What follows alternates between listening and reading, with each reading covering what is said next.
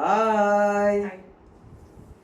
ഇന്ന് ബക്രീദിന്റെ ദിനമാണ്. പണ്ട് കാലമൊക്കെ ഞങ്ങള് അടിച്ച് പൊളിച്ച് പാട്ടും കൂത്തുമായിട്ട് നടന്നിരുന്നൊരു സമയങ്ങളായിരുന്നു ഇതൊക്കെ. എനിക്ക് ബലിപെരുന്നാളൊന്നും ഇല്ല കേട്ടോ. എന്നാ നമുക്ക് പാടല്ലേ? ഓക്കെ.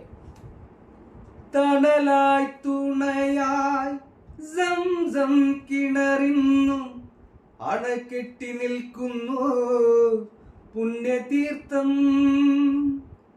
തണലായി തുണയായി സംസം കിണറിന്നു അണക്കെട്ടി നിൽക്കുന്നു പുണ്യതീർത്ഥം.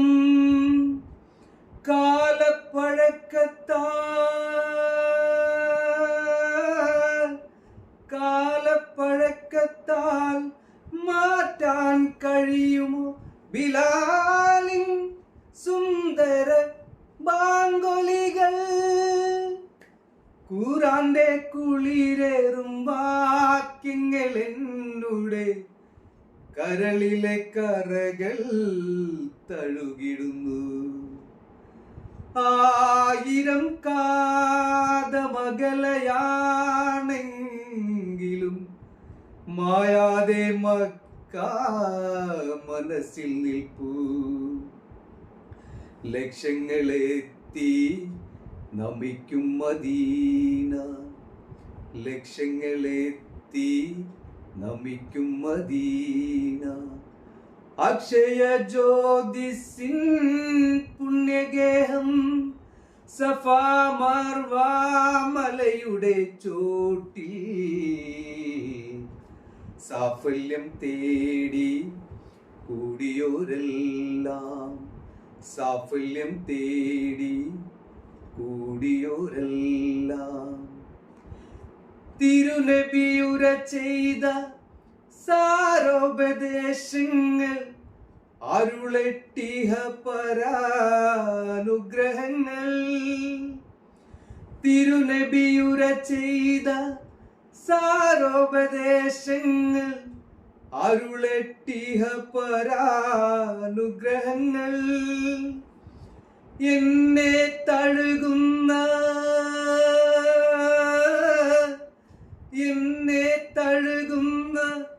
പൂനിലാവേ, പുണ്യറസൂലിൻ തിരുമൊഴിയേ, അല്ലാഹുവേ നിൻ തുണയെന്നിൽ മാത്രം തള്ളല്ലേ നീ എന്നെ തമ്പുരാനേ. ആയിരം കാതമകലയാണെങ്കിലും മായാതെ മക്ക മനസ്സിൽ നിൽപ്പൂ. ലക്ഷങ്ങളെത്തി നമിക്കും മദീന, അക്ഷയ ജ്യോതിസിൻ പുണ്യഗേഹം സഫാ മർവ മലയുടെ ചൂട്ടിൽ സാഫല്യം തേടി കൂടിയോരെല്ലാം, സാഫല്യം തേടി കൂടിയോരെല്ലാം.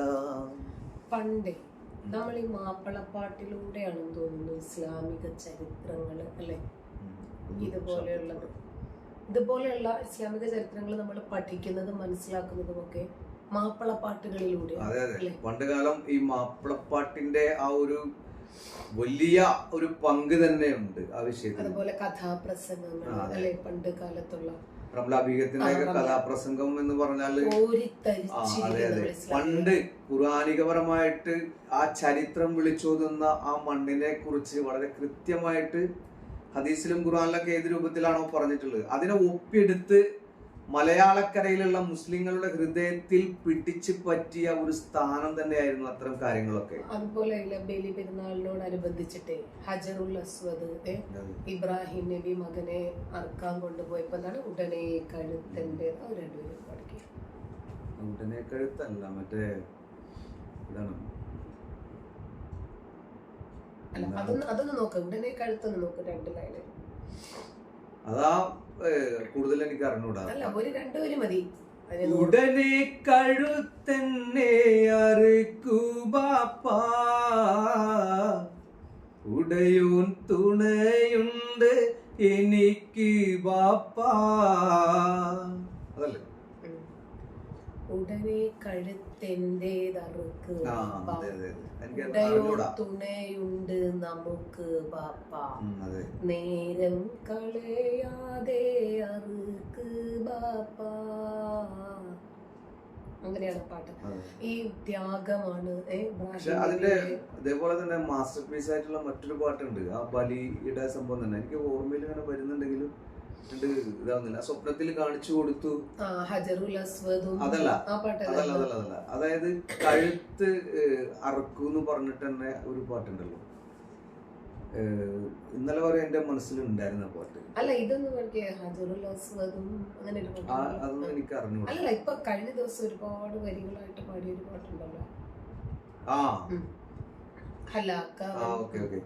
അല്ലാഹുവിന്റെ പോരിശ പ്രകാശകേ ഹമേ, ആവേശം ഹജ്ജ് ചെയ്യുന്നോരുടെ രോമാഞ്ചമേ, ഉല്ലാസ മന്ദിരം പ്രപഞ്ചത്തിന്റെ മധ്യമേ, ഉമ്മുൽ ഖുറ പ്രകീർത്തനം ജഗൽ സങ്കേതമേ, അല്ലാക്കവൻ കലാമിൽ തീർത്ത അജറുൽ അസ്വദും, കനിവോടെ മുത്തം കൊള്ളും ഹാ മുത്തക്കീങ്ങളും, മുത്തായ ഖലീലുള്ള ഇബ്രാഹിം തീർത്തതേ, പുത്രൻ ഇസ്മായിലും പൂർത്തീകരിച്ചതേ, കത്താബിൻ മന്ദിരം തവാഫ് ചെയ്യും ലോകമേ, ഹൈറായ മാർഗം ഹജ്ജ് നിർവഹിക്കും ഭാഗ്യമേ, ആദം നബി മുതൽ അമ്പിയാക്കൾ സർവരും ആരാധിച്ചുള്ളമായ പരിശുദ്ധ കേന്ദ്രവും, വേദാതിവേദികൾക്കും ലക്ഷ്യസ്ഥാനമാണതേ,